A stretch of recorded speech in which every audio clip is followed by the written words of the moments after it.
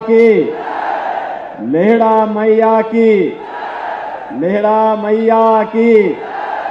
जय श्री राम, जय जय श्री राम। मंच पर उपस्थित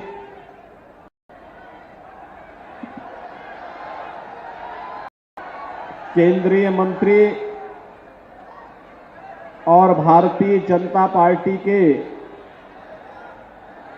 महाराजगंज संसदीय सीट पर लोकप्रिय प्रत्याशी श्री पंकज चौधरी जी, भारतीय जनता पार्टी के जिला के अध्यक्ष श्री संजय पांडे जी, माननीय विधायकगण श्री ज्ञानेंद्र सिंह जी, जयमंगल कनौजिया जी, प्रेम सागर पटेल जी, ऋषि त्रिपाठी जी, पूर्व विधायक श्री बजरंग बहादुर सिंह जी, जिला के प्रभारी श्री राम जियान मौर्य जी, निषाद पार्टी के जिलाध्यक्ष रामनाथ निषाद जी, अरुण शुक्ला जी, नरसिंह पांडे जी, मंच पर उपस्थित भारतीय जनता पार्टी और सहयोगी दलों के हमारे सभी पदाधिकारीगण, भारी संख्या में महाराजगंज संसदीय सीट पर उपस्थित फरेंदा विधानसभा, नौतमा विधानसभा, पनियरा विधानसभा और अन्य विधानसभाओं से जुड़े हुए मेरे सभी उपस्थित बहनों और भाइयों, आज मैं अंतिम चरण के मतदान के लिए महाराजगंज संसदीय सीट से जुड़े हुए आप सभी मतदाताओं को अपील करने के लिए मैं यहां आया हूं। महाराजगंज की धरती महायोगी भगवान गोरक्षनाथ की पावन साधना स्थली के साथ ही माता लेहड़ा देवी की कृपा की भूमि है, स्वतंत्रता संग्राम सेनानियों की भूमि है। इस पावन धरा को करते हुए आप सब ने उत्साह दिखाया है, मैं इसके लिए आप सबका हृदय से अभिनंदन करता हूं, स्वागत करता हूं। बहनों और भाइयों, आप देख रहे होंगे चुनाव की पूरी प्रक्रिया को। पिछले 2 महीनों से अनवरत, बिना रुके, बिना डिगे, बिना झुके पूरे देश के अंदर चुनाव प्रचार के लिए हम लोग जा रहे हैं। और आज मैं कह सकता हूं, जब 5 चरणों के चुनाव संपन्न हो चुके हैं, छठे चरण का चुनाव कल होने जा रहा है। और भाइयों, 5 चरणों के चुनाव में अब तक जो सुनामी है मोदी जी के समर्थन में, उसको देख के मैं कह सकता हूं कि पूरे देश के अंदर जो नारा है, जो स्वर गूंज रहा है, एक एक नागरिक के मन में एक ही भाव है, और वह भाव है कि फिर एक बार मोदी सरकार। तो मोदी सरकार, तो लोग बोलते हैं मोदी सरकार, एक कांग्रेस और समाजवादी पार्टी के लोग बोलते हैं कि मोदी सरकार क्यों, तो जनता ही कह देती है, इसलिए क्योंकि अब की बार 400 पार, अब की बार 400 पार। तो बहनों और भाइयों, 400 पार के इस नारे से एक कांग्रेस और समाजवादी पार्टी का जो इंडी गठबंधन है, इनको चक्कर आने लगता है। ये लोग घबराते, 400 पार कैसे? तो जनता जनार्दनों ने जवाब देती है, जवाब ये देती है कि जो राम को लाए हैं, क्यों महाराजगंज से सहमत है ना, जो राम को लाए हैं हम उनको लाएंगे। तो वे इससे घबरा जाते हैं क्योंकि एक तरफ राम भक्त हैं मोदी जी के नेतृत्व में और दूसरी तरफ राम द्रोही हैं जो राम का तो विरोध करते ही रहे हैं और विरोध करते करते भाजपा का विरोध करते हुए राम का विरोध किए हैं और भगवान राम का विरोध करते करते अब भारत का विरोध कर रहे हैं। और भाइयों, ये लोग राजनीति के लिए, अपनी राजनीति के लिए, सत्ता प्राप्त करने के लिए इन लोगों ने देश की जितनी क्षति की है वह अपूर्णीय क्षति है। सत्ता की अतिलिप्सा ने के कारण पहले देश का इन्होंने विभाजन किया, फिर देश के सामाजिक ताने बाने छिन्न भिन्न किया, देश को जाति के नाम पर, क्षेत्र के नाम पर, भाषा के नाम पर आपस में लड़ाने का काम किया और आज फिर वही झूठ बोल रहे हैं। कोई कहता है कि आरक्षण समाप्त करेंगे, कोई कहता है कि संविधान को बदल देंगे। इतनी झूठी कोरी बकवास। ये कांग्रेस देश के खिलाफ साजिश कर रही है। सच्चाई तो ये है कि कांग्रेस के नेतृत्व में जो ये गठबंधन है, चाहे वह समाजवादी पार्टी का हो, चाहे वह आरजेडी का हो, चाहे वह आम आदमी पार्टी का हो, सच्चाई तो यह है कि बहनों और भाइयों, इनका गठबंधन यह बाबा साहब भीमराव अंबेडकर का विरोधी रहा है। याद करिए, बाबा साहब भीमराव अंबेडकर को चुनाव हराया था कांग्रेस ने। जब समाजवादी पार्टी की अखिलेश यादव की सरकार प्रदेश में आई थी तो अखिलेश यादव ने बनते ही सबसे पहला काम क्या किया? उसका पहला वक्तव्य था कि बाबा साहब भीमराव अंबेडकर, साहू जी महाराज, सावित्रीबाई फुले, ये जितने भी महापुरुषों के स्मारक लखनऊ में बने हैं उन सबको तोड़ेंगे। ये बात ये अखिलेश यादव ही कहते थे। और इन्होंने बाबा साहब भीमराव अंबेडकर के नाम पर, कांसी राम जी के नाम पर जो भी संस्थान बने थे सबका नाम हटाने का पाप किसी ने किया था? इस समाजवादी पार्टी और कांग्रेस के गठबंधन की सरकार ने किया था। बहनों और भाइयों, अपने स्वार्थ के लिए संविधान के साथ छेड़छाड़ करना, देश के अंदर इमरजेंसी लगाना, भारत की भावना के साथ खिलवाड़ करना, ये कांग्रेस की फितरत रही है। और कांग्रेस आज फिर वही शरारत करने पर उतारू है। कांग्रेस ने, अभी आपने देखा होगा कांग्रेस का एक सहयोगी पश्चिमी बंगाल में टीएमसी है। टीएमसी का मतलब तृणमूल कांग्रेस, यह पश्चिमी बंगाल में है।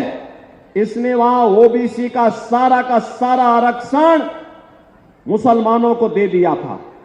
और परसों ही कोलकाता हाई कोर्ट ने कहा है कि तृणमूल कांग्रेस के द्वारा ओबीसी का आरक्षण मुसलमानों को देना असंवैधानिक है।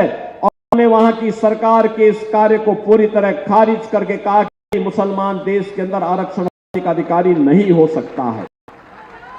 बहनों और भाइयों, बाबा साहब भीमराव अंबेडकर ने भी कहा था कि संविधान के अंतर्गत अनुसूचित जाति, जनजाति और मंडल कमीशन के अंतर्गत ओबीसी की जातियों को आरक्षण पाने का अधिकार है। यह आरक्षण धार्मिक आधार पर नहीं हो सकता है। बाबा साहब भीमराव अंबेडकर ने कहा कि धर्म के आधार पर आरक्षण ये भारत के विभाजन की नींव डालना जैसा है। और 1947 में भारत का विभाजन हो चुका है, अब हम भारत का दूसरा विभाजन नहीं होने देंगे। और बहनों और भाइयों, इसीलिए ये कांग्रेस के लोग, इनका मैनिफेस्टो अगर आप देखेंगे, इनका घोषणा पत्र देखेंगे, बहुत खतरनाक बातें उसमें रखी हुई हैं। मैं उस पर चर्चा करूंगा, लेकिन मैं आज आपसे कहना चाहूंगा कि बहनों और भाइयों, आज हम नए भारत का दर्शन कर रहे हैं। पहले मुझे बताओ, महाराजगंज से कितने लोग अयोध्या गए हैं दर्शन करने के लिए? कितने लोग गए हैं? काफी बड़ी संख्या गई है। लेकिन मैं पंकज चौधरी जी से भी और बजरंग बहादुर सिंह से भी कहूंगा, ज्ञानेंद्र सिंह से भी कहूंगा, जयमंगल कनौज से भी कहूंगा और प्रेम सागर पटेल से भी, ऋषि त्रिपाठी से भी कहूंगा, चुनाव के बाद एक बार महाराजगंज वासियों को पूरे धूम धड़ाके के साथ अयोध्या का दर्शन करा के लेके आ जाइए।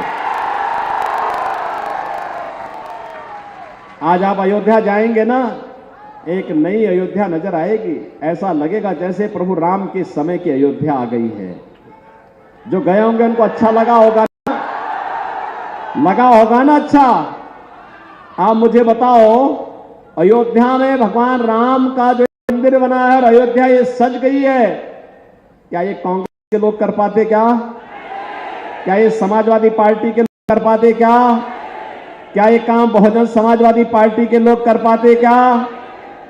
बहन और भाइयों, ये काम केवल भाजपा कर सकती है, काम केवल मोदी कर सकते हैं। लेकिन इसका श्रेय भी आपको लेना चाहिए, श्रेय लेना चाहिए। आज आप इस बात के हकदार हैं कि आप अपनी वर्तमान पीढ़ी को और भावी पीढ़ी को कहने के अधिकारी हैं कि राम मंदिर हमने बनाया है। बोलिए इस बात को। अगर मोदी जी को और योगी जी को ताकत मिली है तो आपके वोट की ताकत मिली है। आप जब कमल के चुनाव चिन्ह पर वोट डालते हैं ना, तो यही वोट हम सब की ताकत बनती है और उसी वोट पर हम हिंदू विरोधियों को, सनातन विरोधियों को, भारत विरोधियों को मुंह तोड़ दे करके अयोध्या में रामलला को विराजमान कर देते हैं और बड़े बड़े आतंकवादी और माफियाओं का राम नाम सत्य है की यात्रा भी निकाल लेते हैं। बहनों और भाइयों, ये नया भारत है। एक तरफ विरासत, भगवान राम का मंदिर भव्य बन गया है, अयोध्या सज गई है। काशी में जाएंगे, काशी विश्वनाथ भगवान की नगरी फिर से सज धज गई है। गोरखपुर में आप जाएंगे, बाबा गोरखनाथ की नगरी भी सज धज गई है। मथुरा की तरफ हम लोग बढ़ रहे हैं। आपने देखा होगा लेढ़ा मैया के यहां भी तो हम लोगों ने काम कराया था, जब ये बजरंगी यहां पे विधायक थे, कराया था ना। बहन और भाइयों, ये काम केवल भाजपा कर सकती है। आप देखो, समाजवादी पार्टी की सरकार थी, कांग्रेस की सरकार, वे क्या करते थे? सारा पैसा कब्रिस्तान में देते थे नहीं देते थे? हमने यही पैसा घुमा करके उल्टा घुमा दिया।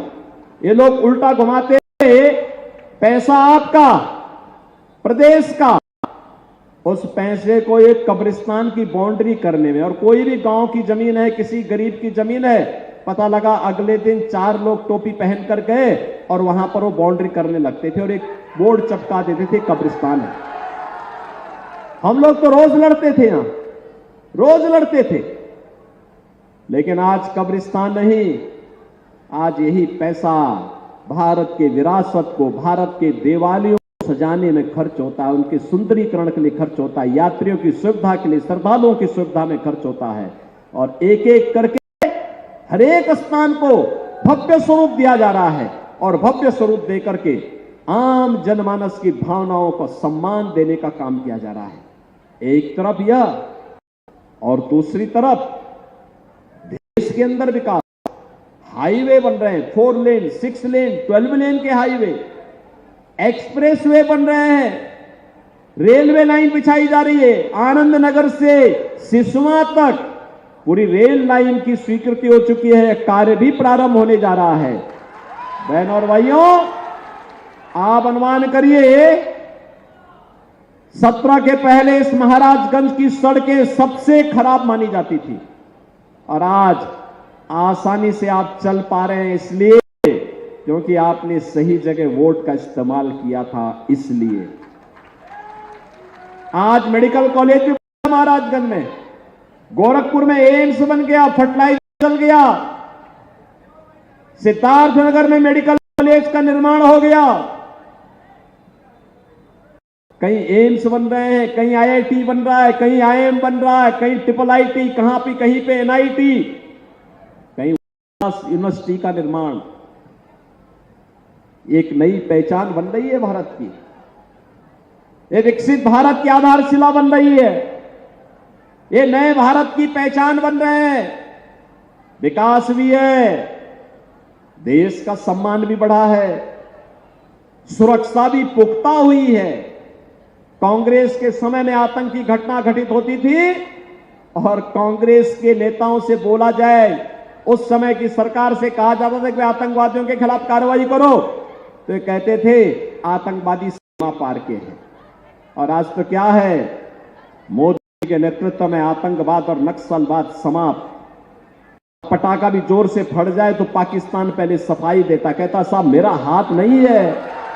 उसे मालूम है, मुझे उसे मालूम है कि अगर देर लगाई तो ऐसा ना हो कि भारत के बहादुर जवान घुस करके फिर वहीं पे मार और उनकी ऐसी की तैसी कर दे। बहनों और भाइयों, ये नया भारत है, छेड़ता नहीं है, लेकिन कोई छेड़ेगा तो उसको छोड़ता भी नहीं है।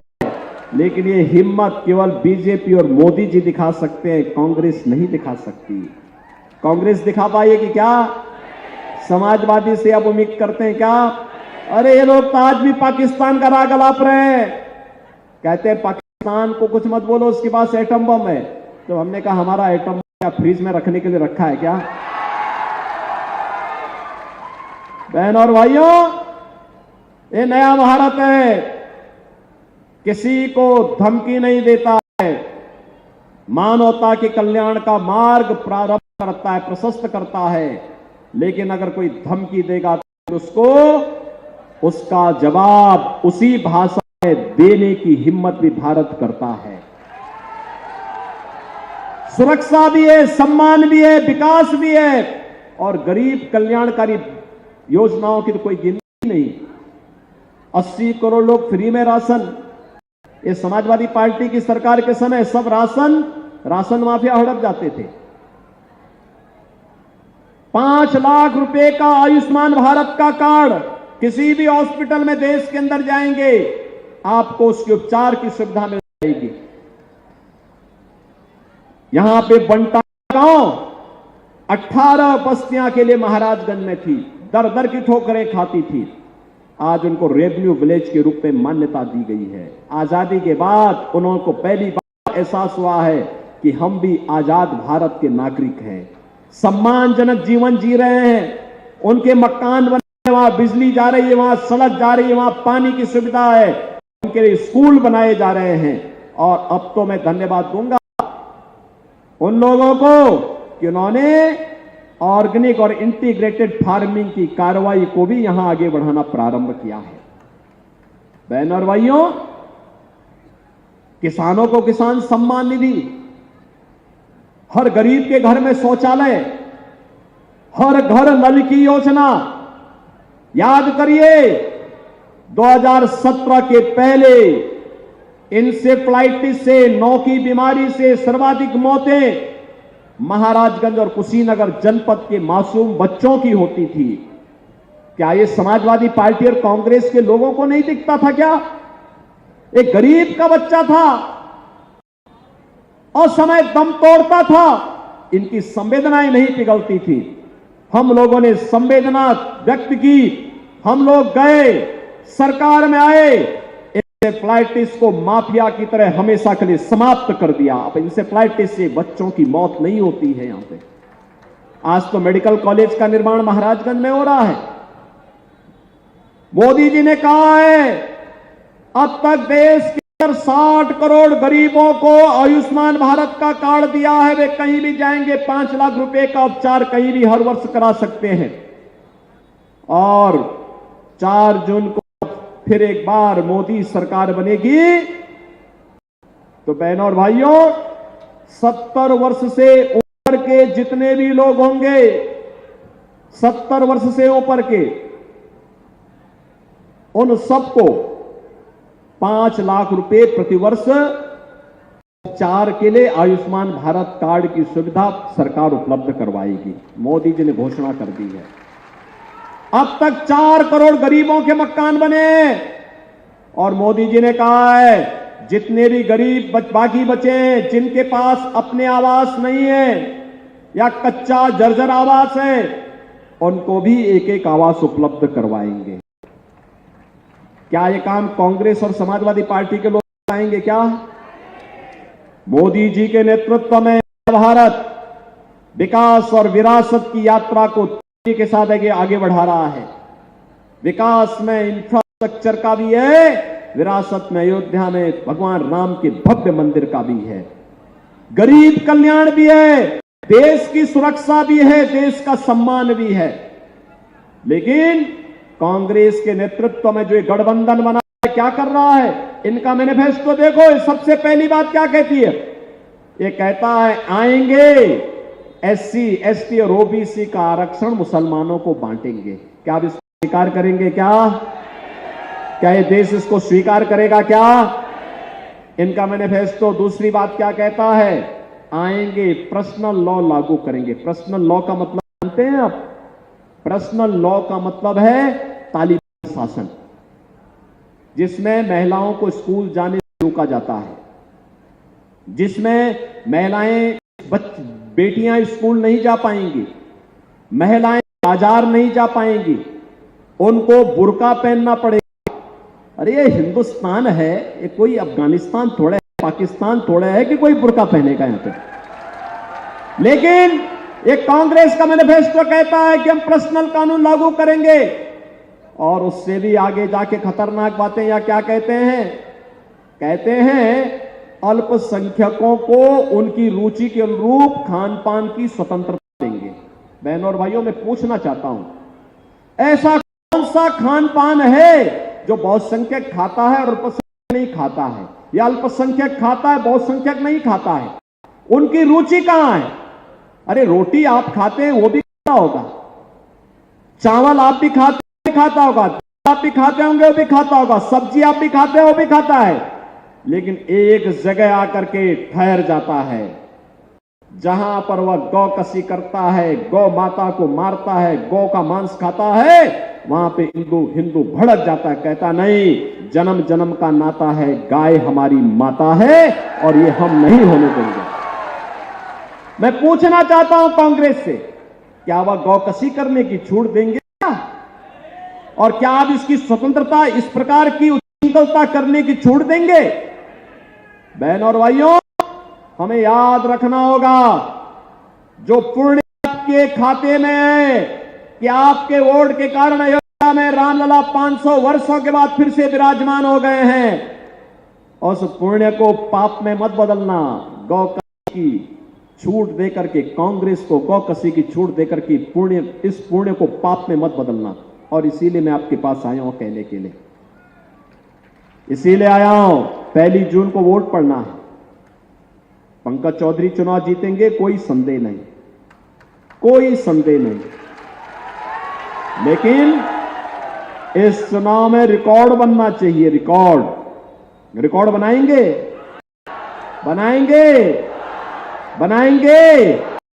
थोड़ा महाराजगंज की आवाज में जोर से बोलो, ऑर्डर का जनपद है हमारा, रिकॉर्ड बनाएंगे। रिकॉर्ड बनेगा ना, लेकिन रिकॉर्ड तब बनेगा जब आप 2 बातें मानेंगे। मेरी 2 बात मानोगे? एक, आपके पास 24 से लेकर के 31 तक का समय है। 25, 26, 27, 28, 29, 30, 31, ठीक 7 दिन। 7 दिन में आप में से हर व्यक्ति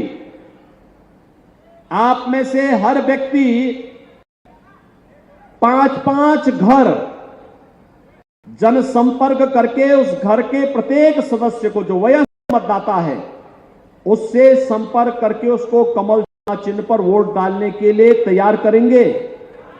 तैयार कर पाएंगे।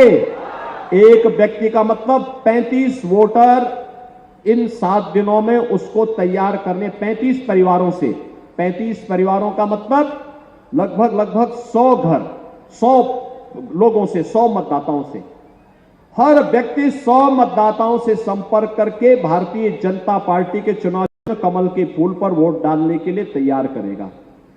और दूसरा काम, 1 जून को सुबह 5 बजे जग करके पूजा करके और को फोन करके तैयार करना और 10 बजे के पहले उन वोट को मतदान केंद्र में ले जाकर के मतदान करा देना। कराएंगे? कराएंगे। और सबको बोलना है आत्मनिर्भर और विकसित भारत के लिए, नौजवान के हाथ को कार्य देने के लिए, महिलाओं के जीवन में खुशहाली लाने के लिए, अन्नदाता किसानों को खुशहाल और आत्मनिर्भर बनाने के लिए, अपने श्रमिकों के उस सम्मान का जीवन व्यतीत करने के लिए, बेटी और व्यापारी की सुरक्षा के लिए हमें फिर से मोदी जी की सरकार लानी है। भारतीय जनता पार्टी को फिर से लेके आना है। बोलेंगे? बोलेंगे? जिताएंगे? दोनों हाथ उठाकर फिर मेरे साथ बोलेंगे, भारत माता की, भारत माता की, भारत माता की जय श्री राम, जय जय श्री राम, जय जय श्री राम। जमाना